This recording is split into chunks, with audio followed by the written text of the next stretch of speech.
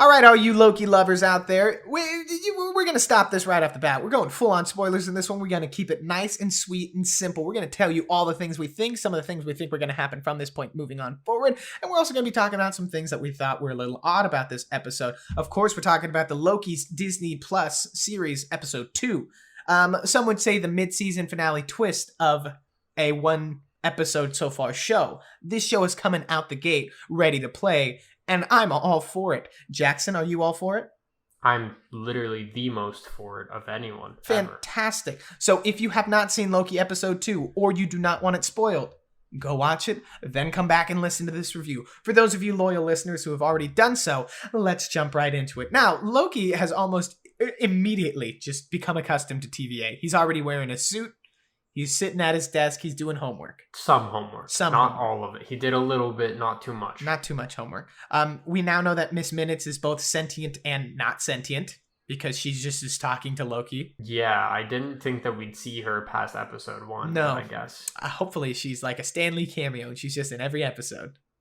That would be, I don't know, a bit too much, but whatever. It doesn't matter. Anywho, we get to know a lot more about Mobius and Loki's relationship in this one, seeing how they work. Mobius, as he refers to himself, is not the most by-the-books kind of agent to get results. And Loki literally doesn't even follow the books. He's the god of mischief. So there's some similarities between them to make their chemistry even more enjoyable. And we see throughout this, as they're trying to catch this variant Loki, how they work together. And we kind of see that, like, even though this may or may not be part of Loki's plan, they're kind of starting to click. You know what I mean? Yeah. And that's the thing I like with this episode is they don't really, like, specify whether or not Loki is in control of the situation. Because, like, he acts like he is, and you don't know, like, what side he actually is on. Absolutely. He's got to be playing sides. That's how it works. Yeah. Mm-hmm. So, I mean, it really does a good job of, like, not really revealing, like, who he's, like, what his true intentions are. But yeah. And then and that really comes out in the end. Yes. I don't know if we want to start talking about that. We'll talk about the end in a little bit. I just want to cover everything else so that way we can mainly cover the end because the end is where it's at. They discuss pretty much the TVA and their lifelong goal, and it kind of just puts it into perspective. They're like, we don't have an end set time. We don't know, like, when all of it will end. The timekeepers are unraveling time. And once we have peace and order throughout all of time, then we're done. And once we reach the end of time, that's it. But with that being said, sounds a little culty, does it not, Jackson? A little bit. I feel like the timekeepers don't sound like good people. No, the fact that we've never... Also, they do a little bit more of like, yeah, the timekeepers are super busy on this right now. I'm going to go out here on this is just my Danan theory. I don't think the timekeepers exist. I was kind of thinking the same thing, but then you got to wonder, like, where did the people working in the TVA come from if they didn't come from the timekeepers? I think it's very much of the sense of, like, they found themselves here. And like how some religions start and everything, they're like, okay, we need to have someone to base this off of because no one is going to follow us if we're just like, we want to keep order in the timeline. Yeah, but, like, how does one... I mean, they're all, like, human in a way, right? Yeah. How does a human find the TVA? Well, they, like, in the last episode, they're, like, created for this job. Yeah, but then if, like, who were they created by? If not the timekeepers. Yeah. So it's like, I don't know. Maybe, I feel like the timekeepers probably exist and they are just either evil or they just don't want to use their powers for good anymore. Something like that. Yeah, they say the thing of, like, this is the dominant timeline, but who's to say they didn't do a lot of bad things to make this the dominant timeline? Yeah, to other timelines. Because they had the ability to explode other timelines completely. So who's to say that's not how they won that timeline multiverse battle? Yeah, and I always thought it was a bit messed up that they literally just destroy timelines. Like, you know, people die because of them. Although, like, they don't die on the main timeline. They just die on an alternate timeline. But still, I mean, that's apples and oranges. That's still kind of like murder. But we'll cover that in a second. I think we'll jump into the end, and then we can bounce back and forth to the end. Throughout any more talking points we find. But we gotta talk about this, Jackson. We do. It's very important. So, we find out at the end of the last episode, Loki... Well, actually, let's preface something. We're prefacing. So, Loki, doing all his research, finds out that the other variant Loki is hiding in natural disasters that kill everyone. Because apparently doesn't matter what happens before or after because everyone in that area dies. Yes. So you can do whatever you want to the timeline and no one will be able to detect it because there's not really that big of a change. The salad metaphor. The salad metaphor. It was very good. Loki destroys Owen Wilson's salad. The Loki jokes are, I'm liking them. I'm liking the Loki jokes. They're pretty fun. They're pretty good. We see another bit of Casey in that scene also. Love Casey, the standout character. He's just drinking milk and then Loki takes it to pour into the salad to show. But it was nice seeing how they tested the hypothesis in Pompeii. Oh, yeah. Mobius was like, just do something small. And then Loki just starts breaking stuff, letting out the pigs. It's like, everyone's going to die. And starts speaking in, like, their language. Italian. He just started, like, telling everyone. Oh, no, wait, was it Rome? Roman? It was Rome. Whatever. I don't know. Did they speak Roman? I don't know. Is that even a language? Here at Roomies Talkin Movies, we know are not things. Culturally sensitive. Welcome to Learning with Roomies. Excuse me. Okay. No, it was Italy. They were speaking Italian. They were speaking. Okay, good. That's kind of what I thought, but I didn't want to say it. Mm-hmm. Anyways, so let's go to the end now. They know that Loki is hiding somewhere in a natural disaster. They find out that the natural disaster is a hurricane at some random, outlet mall. It was a reference also to like Roxxon and how that's been like a background kind of thing in all of the movies. Like they're like trying to be a rival company for Stark Tech, like with AIM and everything else. They're just another bad organization. But this time it looks like in this possible future that Roxxon just becomes like Amazon in a sense, where they're just like a huge distributor of materials and things. Yeah. So they go into that like department store and look for the new Loki. And it turns out a couple things. So the other Loki doesn't want to show themselves. I'm not saying anything because that's spoiling. I mean, we're spoiling everything, but we're building to it right now. We're building to the big reveal, right? Yeah. So she... That was authentic. That was a genuine thing. That we didn't script that. Jackson forgot the thing he promised immediately to the listeners. Yeah, we don't talk about it. So anyways, she's possessing people. She's possessing people. She possesses the guard that Loki's stationed with. Mm-hmm. They get some alone time to talk. We find out that she beats him up in the form of some big brolic man. Mm-hmm. And then we find out her true form is a she. Oh, girl! What? I mean, Lady Loki was definitely going to show up in this, and the fact when they said it's a Loki, I was just like, okay, so it's probably Lady Loki. Yeah. But no, that isn't even the big thing of the episode. The big thing of the episode is what she does. Her plan.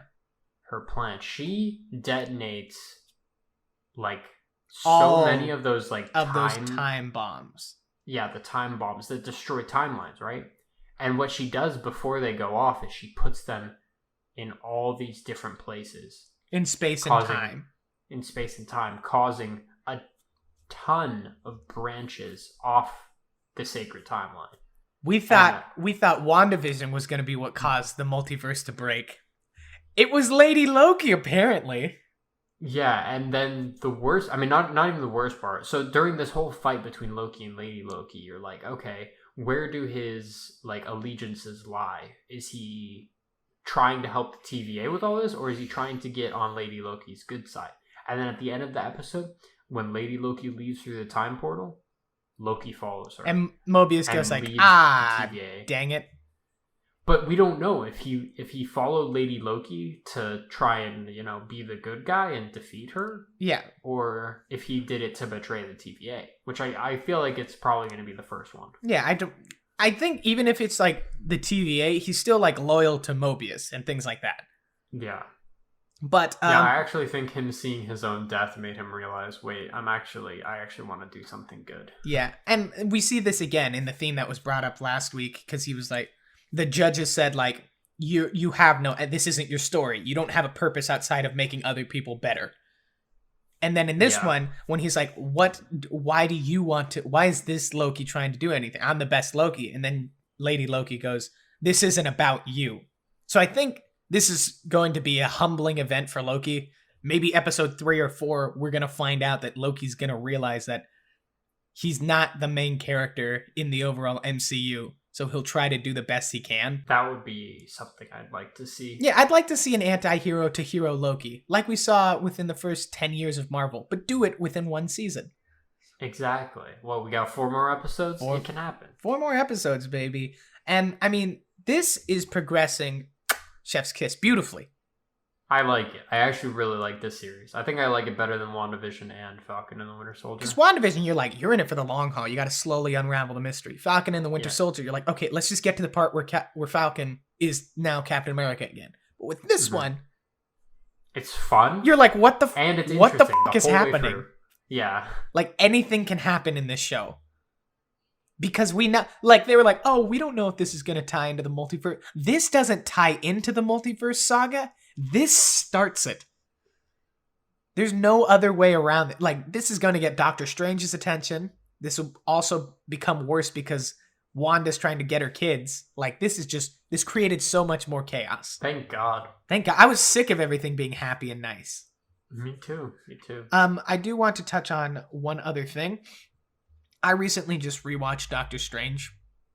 And the whole thing they mentioned how the magic works is they draw powers from different multiverses to control the magic and things like that. And then I was like confused because the TVA was like, there's no other multiverses, there's just this main timeline. But to that being said, I feel like this is the main timeline, but there are also small branching off points and like completely separate universes that they maybe separate universes that aren't on the TVA's radar. Yeah, or like things that they know won't become issues. Can access. Right? Yeah. Well, because you'd think if this was like off the main timeline, like the dark dimension and things like that, like they'd be like, oh shit, Dormammu, this giant space demon, is going to destroy Earth. Whatever. But they're always like, no, this is the sacred timeline. So I'm interested to see how they're going to explain that, because they've based the whole Doctor Strange magic thing based on multiverse energy. Like, that's how they do all the magic. So I'm confused how they're going to explain it, but I'm excited to see them try. Yeah, it'll be interesting. Jackson, what do you think is going to happen next episode? 100% Loki is going to talk to Lady Loki. For sure. And they might kiss. That'd be weird.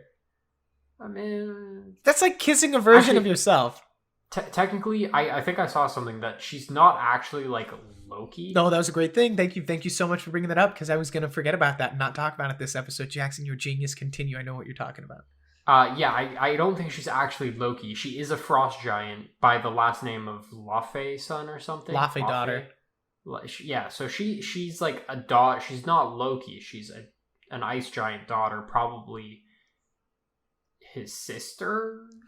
Oh no, never mind. I do not know what you're talking about. What's the then what was it you were gonna say? Because in some of the translated credits for this episode, they described her character. The actress is playing Sylvie, which, if to be connected to the Marvel Universe in general, is the name of the character known as the Enchantress, which is a character, a henchman in some versions, a complete separate villain of their own, who normally works with Loki, and then the Executioner from Thor Ragnarok, the Karl Urban, that guy.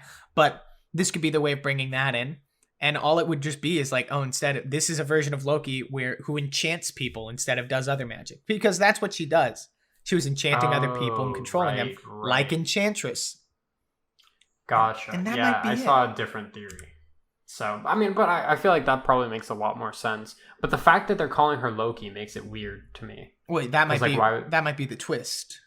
What if it is? What if we ruin the show for everyone right now, just by our twist? I hope we see some of those other versions of Loki, like they did in that press briefing, where they're like, this is a Loki who won the Tour de France. This is a Loki who's the king of the Frost Giants. Like, I hope we see some more goofy versions of that. And I want to see a frog Thor. You want to see a frog Thor? I want to see a frog Thor. I hope they go into the different multiverses, and then there's just a bunch of like cool things that like we'd never expect. I want some like recasted superheroes. We go to a multiverse where Tony Stark's the bad guy. I want all the craziness stuff right now.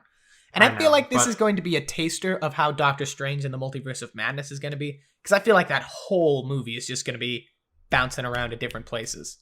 Probably. It's going to be interesting. It's going to be really interesting. Excited for next week's episode.